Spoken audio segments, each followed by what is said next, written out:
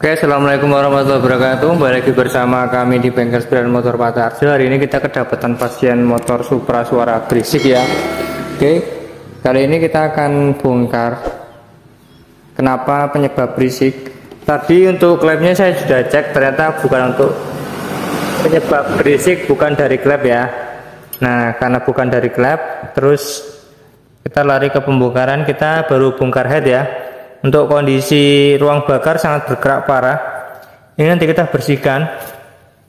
Kondisi piston juga sangat bergerak parah ini. Nanti akan kita bersihkan. Oke, klepnya nanti akan kita skur. Tentunya untuk seal harus diganti ya. Seal harus diganti. Klepnya disekur, nanti packing juga diganti.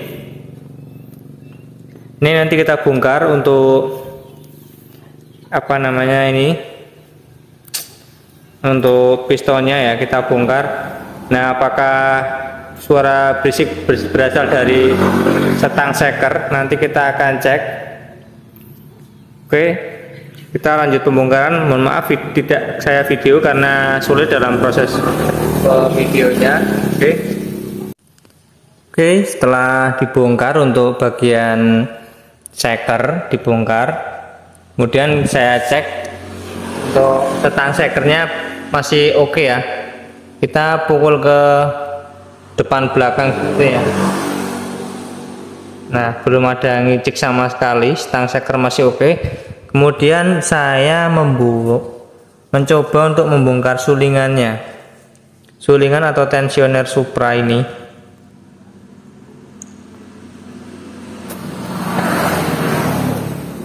Untuk visual tensioner masih oke ya.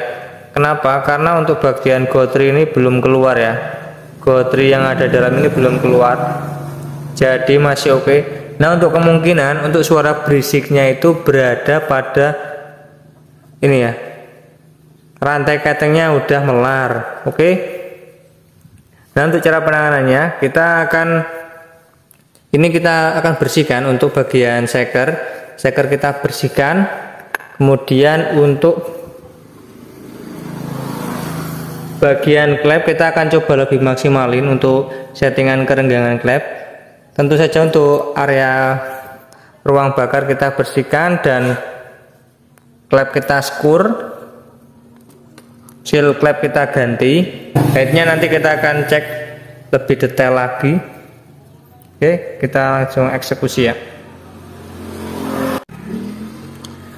Oke, ini kondisi piston setelah dibersihkan. Nah, untuk bagian ring ya perlu diperhatikan seperti ring oli, ring cacing, ring oli di sini ya. Ini bagian bawah seperti ini ya. Nah, untuk ring oli satu berada di sisi kiri, terus ring cacing di tengah sambungannya, tengah sini. Nah, ini terus ring oli 2 berada di sisi kanan. Kemudian ring kompresi 1 berada di sisi kiri atas. Nah, ring kompresi 2 berada di sisi kanan atas. Oke, mengingat kondisi piston udah baret seperti ini ya. Baret seperti ini baret-baret ini. Tapi belum parah. Nah, baretnya masih kecil-kecil. Ini akan menimbulkan asap yang sangat tipis ya. Kita nggak usah ganti karena hanya akan memakan biaya yang banyak. Kita pasang lagi aja karena ini masih dikit banget barisannya nih. Ini berat ini kita pasang aja. Karena dilihat dari knalpot, knalpotnya udah dilepas. Dilihat dari knalpot ya, ini kondisi tangan seperti ini ya. Ini kita masukkan ke knalpot. Nah, hitam ya. Jadi menandakan kalau oli ikut kebakar ya, walaupun hanya sedikit. Oke, kita akan pasang untuk pistonnya. Kemudian untuk packing bagian dalam ini kita tidak akan ganti. Nanti kita tambahin seal tip kita tambahin lem tribon ya. Sorry, kita tambahin tribon. Oke, ini penampakan setelah kita lakukan sekur sama kita bersihkan area ruang bakar.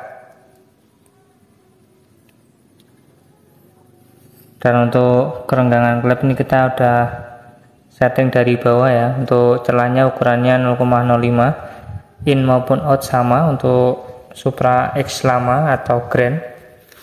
Nah, untuk bagian bos klepnya masih bagus, kita udah cek bos klep masih bagus kanan kiri, terus sealnya udah kita ganti ya. Oke, ini penampakan. Ini untuk rantai ketengnya kita akan ganti karena bunyi berisik berasal dari rantai keteng ya. Rantai ketengnya udah melar, udah kendor ya.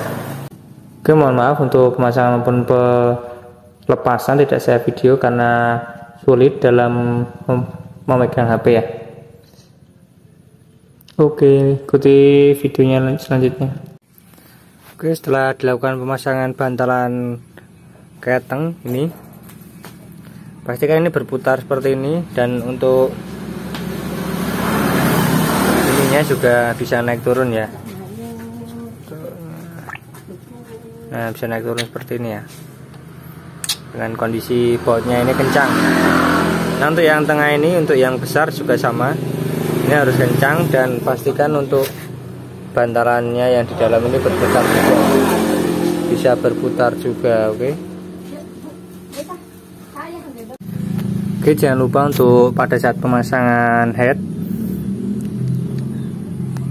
kalian harus stopkan dulu posisi pistonnya berada di ujung dari silinder, ditandai dengan ini ya, ini pin dari apa namanya, bandul ada di depan. Nah, setelah posisi top kalian pasang headnya.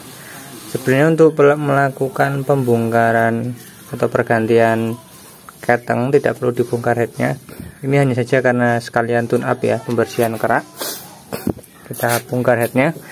Nah, untuk posisi head pastikan untuk klepnya berada pada posisi bebas, ditandai dengan posisi noknya bebas ya, tidak sedang bekerja, untuk klepnya sedang tidak menekan.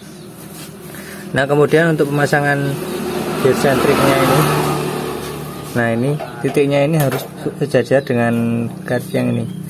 Oke, intinya ini sejajar, ini dan ini, dengan syarat posisi head klepnya tidak sedang bekerja, pelatuknya ini.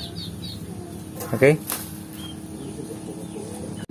terlihat perbedaan setelah dipasang rantai kampret dan bantalan yang baru. Terlihat tidak kendor ya, beda dengan sebelumnya, kendor banget. Ini aman ya. Oke, jadi untuk sulingan ini nanti kita cek. Sebenarnya sulingan masih bagus, ini nggak perlu diganti lah, kita tinggal tunggu gimana suaranya nanti ya. Oke, setelah dilakukan pergantian rantai keteng, kita akan cek suaranya.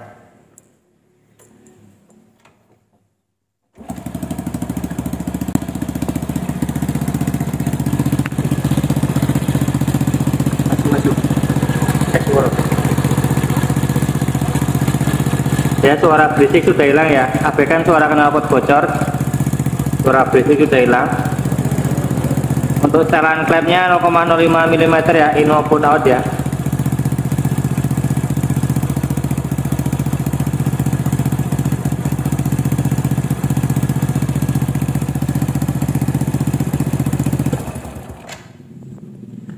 Oke, jadi suara berisik ditimbulkan karena keausan dari bantalan rantai keteng dan ketengnya udah melar ya. Untuk bagian sulingan atau tensioner rantai keteng tidak perlu diganti karena masih bagus, masih berfungsi dengan maksimal. Oke, semoga bermanfaat.